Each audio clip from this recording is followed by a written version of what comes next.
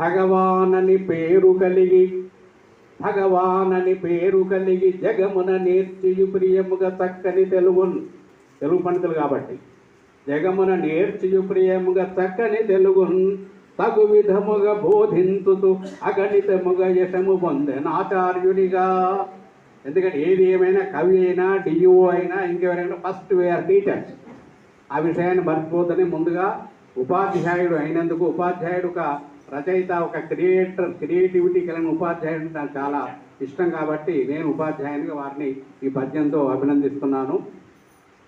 మనసులోన పుట్టు ఎనలేని భావాల పద్యములుగా మలిచి హృద్యముగను పొంకముగను నేడు సంకలనంబును ముద్రణంబు చేసే మోదమలరా.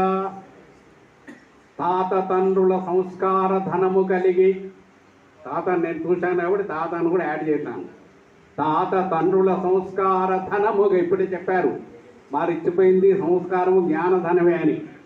తాత తండ్రుల సంస్కార ధనము కలిగి గురువు చింతను విద్యలు కొన్ని నేర్చి స్వంత శక్తితో సాధించి శాస్త్ర బలము. వారు ప్రతిష్టాపకులు, విగ్రహ ప్రతిష్టాపకులు. ఆహార్యం చూస్తే మనము వేరే రకంగా, అందుకే అన్నాను ఆహార్యంలో రాలేదమండి కవిగా, మామూలుగా వచ్చారు ఏమిటి అని. స్వంత శక్తితోడ సాధించి శాస్త్ర బలము యజ్ఞముల నిర్వహించడు ప్రాజ్ఞుడితడు.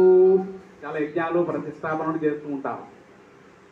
తర్వాత వ్రాయవలనింక పద్యాలు వరుసగాను వేయవలనత్సువాని వేగముగను ఏటికొక్కటి చొప్పున మేటిగాను చదువవలమేము చక్కగా సారమెరిగి.